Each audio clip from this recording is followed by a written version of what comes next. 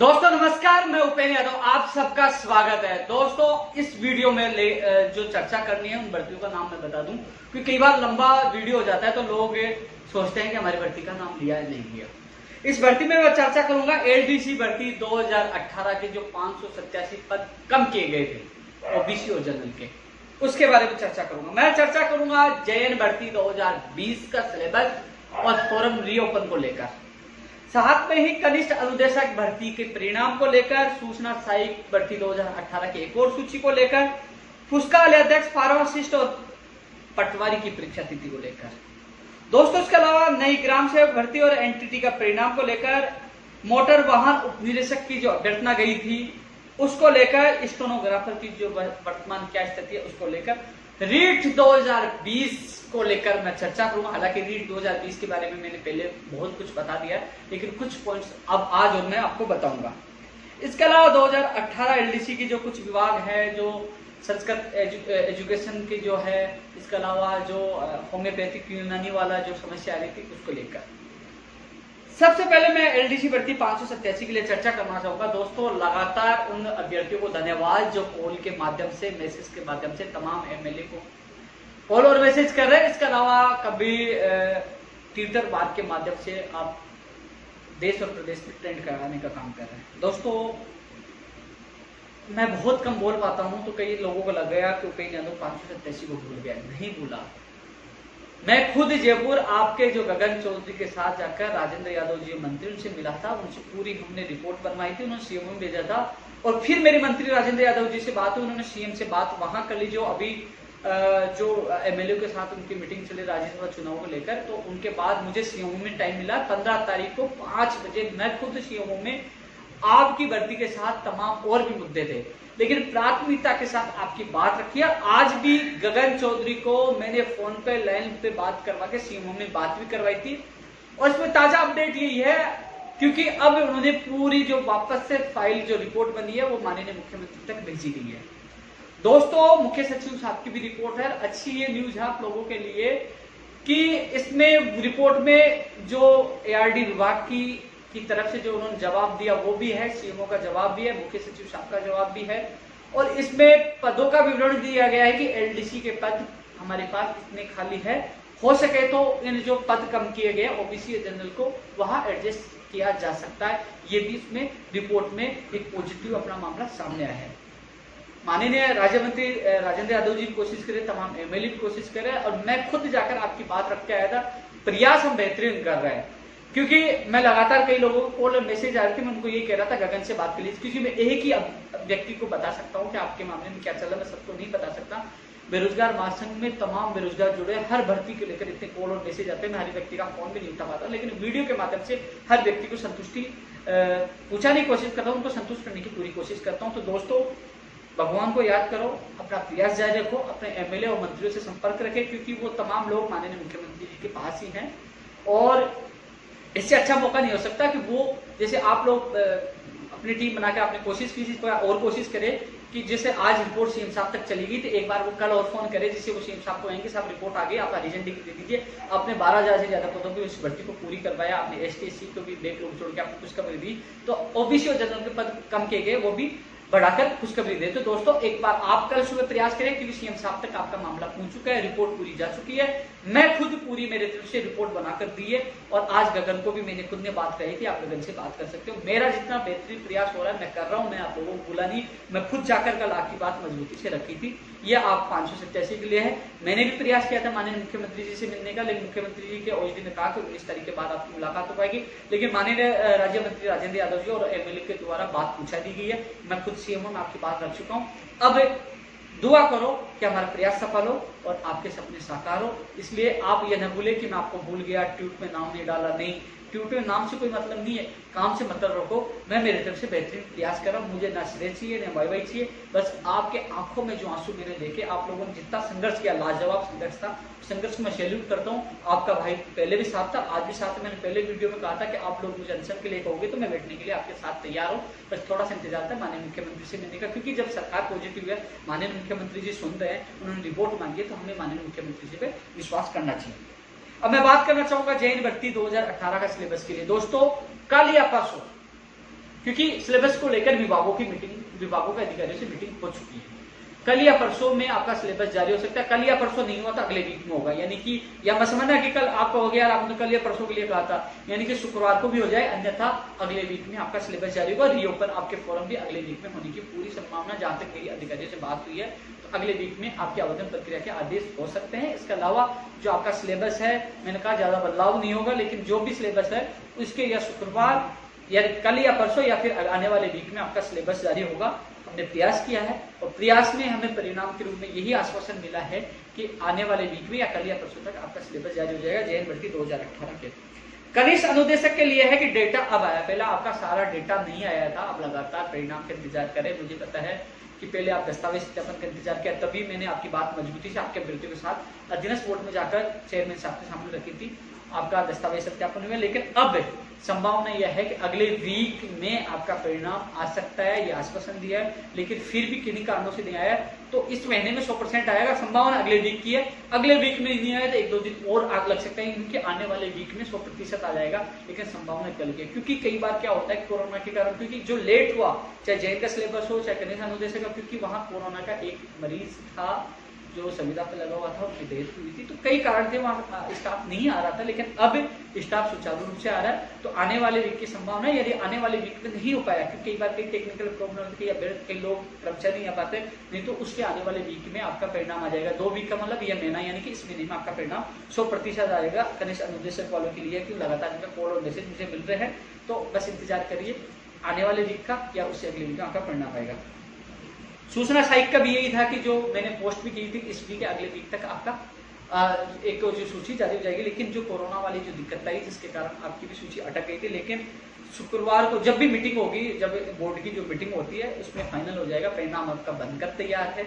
या तो कल या परसों या फिर आने वाले वीक में ही आपका परिणाम हो जाएगा। क्योंकि मैं कल और आने वाले वीक के इसलिए लगातार इसलिए कह रहा हूँ कि बोर्ड की मीटिंग में भी कई निर्णय लिए जाते हैं, वो शुक्रवार को मीटिंग हो जाए या अगले वीक में हो जाए, तो उस मीटिंग में आपका हरी झंडी मिल जाएगी और आपकी सूची जारी हो जाएगी। तो कल या यानी कि कल गुरुवार है, शुक्रवार को, शनिवार संडे आपको पता है छुट्टी रहती है, तो कल या परसों या शुक्रवार को या फिर अगले वीक में आपको खुशखबरी मिल जाएगी। जहां तक मेरे अधिकारियों से बात हुई है, दोबारा मैंने बात की, कोरोना की वजह से आपकी देरी हुई। अब पुस्तकालय अध्यक्ष और फार्मासिस्ट की परीक्षा को लेकर दोस्तों कई लोगों के कॉल और मैसेज आ रहे हैं। सितंबर अक्टूबर में आपकी एग्जाम प्रस्तावित है, सितंबर अक्टूबर में आपकी एग्जाम प्रस्तावित है। मैं दोबारा कहना चाहूंगा, इसके अलावा पटवारी की नवंबर दिसंबर में प्रस्तावित है। यदि इसमें कोई समस्या आती है तो अगले साल भी जा सकती है, लेकिन पुस्तकालय अध्यक्ष और फार्मासिस्ट की एग्जाम तो सितंबर अक्टूबर में प्रस्तावित है। इन्हीं 2 महीनों में कभी भी आपकी एग्जाम होगी। इसके अलावा नवंबर दिसंबर में पटवारी की एग्जाम प्रस्तावित है, आगे भी जा सकती है, क्योंकि इसमें संख्या ज्यादा है, कोरोना को मद्देनजर रखते हुए आगे भी जा सकते हैं। संभावना नवंबर दिसंबर की ज्यादा है, दिसंबर की ज्यादा है, अन्यथा अगले साल भी इसकी एग्जाम फरवरी मार्च या जनवरी कभी भी हो सकती है। ग्राम सेवक की अभ्यर्थना अधीनस्थ बोर्ड पहुंच चुकी है। आपको पता है रेडियोग्राफर की और लैब टेक्नीशियन की जो विज्ञप्ति जारी हो चुकी है, ग्राम सेवक की भी हो चुकी है, लेकिन इसमें समय लगेगा। इस महीने में आपकी अभ्यर्थना मुश्किल, आपकी विज्ञप्ति जारी होना मुश्किल है। जुलाई अगस्त में इसकी अभ्यर्थना जारी हो सकती है। कुछ इसमें थोड़ा सा टेक्निकल प्रॉब्लम सामने आ रही है। एनटीटी का डेटा अभी तक नहीं पूछा, इसमें सबसे ज्यादा फर्जी अभ्यर्थियों के कारण छटने में समय लग रहा है, इसलिए एनटीटी का परिणाम तभी आएगा जब डेटा अधीनस्थ बोर्ड पहुंचेगा। अभी तक अधीनस्थ बोर्ड डेटा नहीं पूछा। अब मोटर वाहन उपनिरीक्षक का मामला, जो पहले आरपीएससी के पास अभ्यर्थना की थी, फिर अधीनस्थ बोर्ड में आई, लेकिन अधीनस्थ बोर्ड में जो इंटरव्यू वाला मामला था, इसमें सदस्य नहीं है, इस कारण इन्होंने भी लौटा दिया। अब वो फाइल कार्य विभाग में पड़ गया। कार्य विभाग अब इसको फाइल को या तो आरपीएससी भेजेंगे या फिर यहाँ सदस्यों की नियुक्ति होती है तो अधीनस्थ बोर्ड आ सकते हैं। संभावना आरपीएससी की है। तो दोस्तों, जैसे ही मैं अब सचिवालय जाऊंगा तो एक बार कार्य विभाग में रोली सिंह जी से मिलकर इस फाइल को जल्द से जल्द चाहे आरपीएससी हो चाहे अधीनस्थ बोर्ड पहुंचाने की कोशिश करेंगे, जिससे इसकी अभ्यर्थना जारी हो सके तो कल आरपीएससी ही ज्यादा संभावना आरपीएससी की है। स्टेनोग्राफर के लिए दोस्तों सीएमओ में मैं जब 15 तारीख को मैं जाके आया था, मैं नोट करा के आया था, आज इस पर चर्चा भी हुई थी। कोशिश करेंगे कि कल आपकी फाइल निकलवाने की, क्योंकि पूरी कोशिश करेंगे। मुझे कल के लिए कहा है कि एक बार कल वो संपर्क करे, तो कल मैं सीएम सचिव साहब से बात करूंगा, जिससे ये जल्द से जल्द अभ्यर्थना अधीनस्थ बोर्ड पूछे। जैसे पूछती मैं आपको सूचित कर दूंगा। अब मैं चर्चा कर रहा हूँ रीट 2020 के, क्योंकि दोस्तों रीट 2020 के लिए मैंने पूरी डिटेल आज तक की रीट और आरटीटी की परीक्षा आपको मैंने सुना दी थी, क्या कहानी थी। लेकिन लगातार लोगों के कॉल मैसेज आ रहे हैं, कोई कह रहा है 1 एग्जाम हो, कोई कह रहा है 2 एग्जाम हो।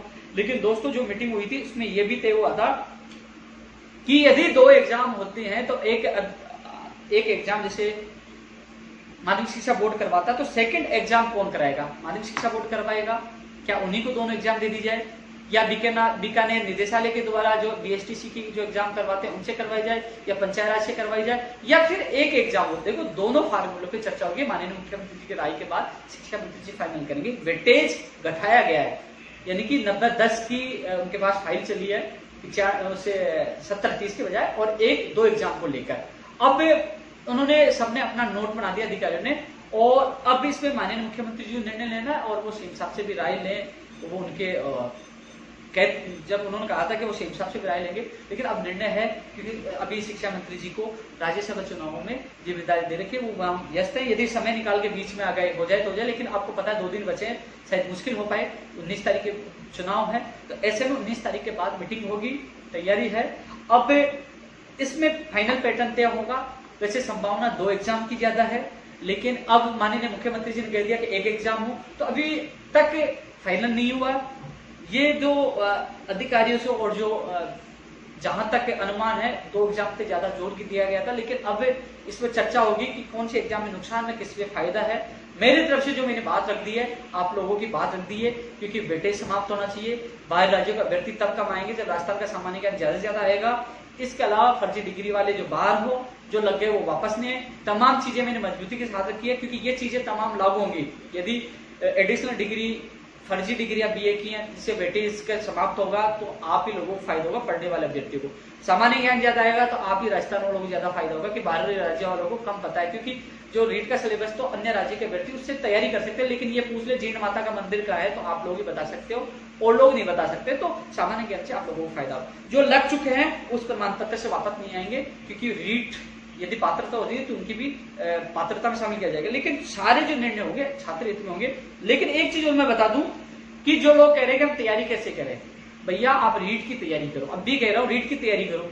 मान लीजिए शिक्षा मंत्री जी है और उन्होंने निर्णय ले लिया कि रीट तो पात्रता है, मैंने पहले कह दिया था, एक और एग्जाम करवा रहे, रीट को तो 2 सितंबर को करा देते हैं, तो फिर क्या करोगे? वैसे 2 सितंबर को एग्जाम नहीं होगी, समय बहुत कम है, क्योंकि जून में आपको पता है माध्यमिक शिक्षा बोर्ड बिजी है 10वीं और 12वीं के एग्जाम में। लेकिन फिर भी वो कहते कि नहीं, पात्रता के लिए हमने समय दे दिया है, अब शिक्षा भर्ती के लिए 3 महीने का समय दे, फिर कहां जाओगे? फिर कहोगे मेरे लिए समय नहीं मिला। इसलिए रीट की तो तैयारी करो, रीट की तैयारी आपकी बेहतरीन होगी। अब शिक्षक भर्ती का अलग आपको पेपर करवाते हैं तो उसके लिए 3 महीने का समय मिलेगा। इसलिए आप लोग तैयारी जारी रखें, रीट के जो सिलेबस है उसके अनुसार।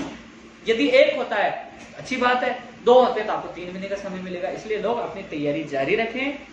अभी 19 तारीख के बाद शिक्षा मंत्री जी अधिकारियों की मीटिंग लेंगे, उनकी तरह से अधिकारियों की तरफ से जो तमाम सुझाव उन्होंने जो नोट बनाने तो बना लिए हैं, और जिसमें फाइनल निर्णय होना। लेकिन छात्र क्यों होगा, मैं मेरी बात मजबूती से माने शिक्षा मंत्री जी से भी मैंने रख दिया, लिखित में दे दिया है कि कौन से पैटर्न फायदा है, किसमें नुकसान है।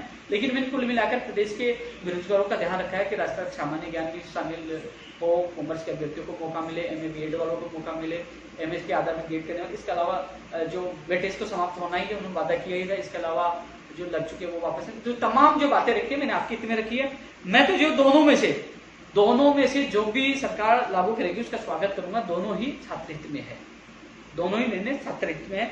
अब सरकार क्या लागू करते हैं, मुझे लोग कह रहे हैं कि 1 एग्जाम होनी चाहिए, कोई कह रहा है 2 एग्जाम होनी चाहिए, लेकिन मैंने बेहतरीन आपके लिए मैंने बात रख दी है। अब माननीय शिक्षा मंत्री जी को फैसला करना है। लेकिन जो अभी जो असमंजस की स्थिति यही थी कि यदि दूसरी एग्जाम होती है तो उसको कौन सी एजेंसी करवाएगी, या माध्यमिक शिक्षा बोर्ड को दे दी जाए, और एग्जाम उसी दिन होगी या 5 दिन बाद होगी या 15 दिन बाद होगी या 2 महीने बाद होगी या 6 महीने बाद होगी, ये भी तय होना है। तो इस पे विचार और सुझाव मांगे हैं कि कौन सी एजेंसी करवाएगी दूसरा पेपर होता है तो, और वो किस दिन करवाएगी, उसी दिन या सेम या अलग अलग, तो सब पे विचार किया जा रहा है, क्योंकि इसमें निर्णय लिया जाएगा। मैं तो माननीय शिक्षा मंत्री जी से निवेदन करूंगा कि आप जो भी मान लीजिए 2 एग्जाम का आप लागू करते हो, तो आप सिलेबस आप कैलेंडर जारी कर दो कि रीट की एग्जाम इतनी तारीख होगी, और जो सेकंड एग्जाम कितनी तारीख होगी, और उसका परिणाम कब आएगा, कम से कम बेरोजगार को तैयारी कर सके, कैलेंडर उनका जारी कर सके, उनको राहत मिले। इसके अलावा पदों की बढ़ाने की मांग कर रहे हैं कि पदों की संख्या भी बढ़ाई जाए। हम लगातार मांग कर रहे हैं, बाद में काफी कॉपी वाले आ जाएंगे, देखो हम भी मांग कर रहे थे, हम लगातार मांग कर रहे हैं पदों की संख्या बढ़ाई जाए, पैटर्न जारी किया जाए और विषय अनुसार बताया जाए कि एसएस में कितने होंगे, संस्कृत में कितने होंगे, विषय का बताइए, लोग उसी प्रकार तैयारी करें। लेवल फर्स्ट में कितने होंगे, सेकंड में कितने होंगे वो भी बताए और कैलेंडर जारी करें। ये लगातार हम मांग करें। शिक्षा मंत्री तक मैंने व्हाट्सएप में मैसेज टाइप करके उनको पूछा दिया। माननीय शिक्षा मंत्री जो भी निर्णय लेंगे वो छात्र हित में लेंगे, इंतजार करिए। और हालांकि कई लोग कहते हैं कि हमने ये बता दिया वो बता दिया, तो उन लोगों को ये कहना चाहूंगा, मैं रीट के अभ्यर्थियों को ये कहना चाहूंगा, मेरे 24 दिसंबर का शिक्षा मंत्री जी मेरी पर्सनल मीटिंग हुई थी उनके घर पर, मैं धन्यवाद देने गया था रीट की विसंगतियों को खत्म करने के लिए, वेटेज खत्म करने के लिए। आप देखिए मेरे साथ का वीडियो, उसके बाद मैंने एक वीडियो डाल के बताया था कि लेवल 2 के एक और एग्जाम हो सकते हैं, तमाम चीजें मैंने बताया और मैंने ट्वीट भी कर दिया था। क्योंकि काफी लोग क्या होता है कि मैं ट्वीट करता हूँ तो मैं ट्वीट करने के बाद ग्रुप में नहीं डालता, काफी लोग उसकी कॉपी करके ट्वीट करके उसको उठा के फैला देते हैं, आप लोगों को भयभीत करते हैं, इसलिए आप भयभीत ना हो। सबसे पहले ऑथेंटिक न्यूज हमने आपको दी है। न्यूज क्या, हम तो काम करते हैं, संघर्ष करते हैं, हम संघर्ष कर रहे हैं तभी तो वेटेज खत्म हो रहा है। पिछली सरकार में हम जेल गए 2018 7 जून को, उसके बाद कांग्रेस के घोषणा पत्र में डलवाने वाला मैं खुद था। और आप वीडियो देखोगे ना जो 24 दिसंबर का, कि हम माननीय शिक्षा मंत्री साथ बैठे, मैं ये कह रहा हूँ कि हमारे संघर्ष से ये भर्ती आई, आपको धन्यवाद उनके सामने, यानी कि संघर्ष से हम लगातार प्रयास करते भर्ती आई, संघर्ष कर रहे थे, सरकार ने हमारी मांग मानी, हमने धन्यवाद दिया शिक्षा मंत्री को, माननीय मुख्यमंत्री जी को। तो हमने संघर्ष से ही घोषणा पत्र में विसंगतियां दूर करने की बात रटवाई थी और संघर्ष हमारा जारी है, जल्दी सफलता मिलेगी। और अभी माननीय शिक्षा मंत्री जी अभी इसमें राज्यसभा चुनाव में बिजी है, जैसे 19 तारीख फ्री होंगे तो वो मीटिंग होगी और मीटिंग में निर्णय होगा। इस बार मुझे पूरा विश्वास है इस बार निर्णय होगा और जो लोग तैयारी करें उनसे निवेदन है आप नीट की तैयारी करें, जो भी निर्णय होगा आपके हित में होगा। और जो भी सूचना होगी 19 तारीख के बाद मैं भी शिक्षा मंत्री से मिलकर आ रहा हूँ। और जो सेकंड ग्रेड भर्ती 2018 के अभ्यर्थी भी लगातार कॉल और मैसेज कर रहे हैं, मैं खुद से उन्होंने आपकी बात रखा है 15 तारीख को और 19 तारीख को मैं मिल रहा हूँ, चाहे कंप्यूटर की भर्ती हो, चाहे आपका मामला और तमाम जो 2013 सेकंड ग्रेड तमाम जो मामले हैं मैं शिक्षा मंत्री जी के सामने शिक्षा विभाग की बात रखूंगा। 2018 एलडीसी की जो भी समस्या आई है, चाहे यूनानी होम्योपैथिक हो, चाहे जो संस्कृत एजुकेशन वाला मामला, मैंने बात रख दी है एआरडी में, जल्द इनका सोल्यूशन होगा। तो दोस्तों इस वीडियो को तमाम अभ्यर्थी को पहुंचाने की कोशिश करें जो इंतजार कर रहे हैं। जल्द ही मैं आपसे मिलूंगा एक और वीडियो के साथ। जय हिंद, जय भारत।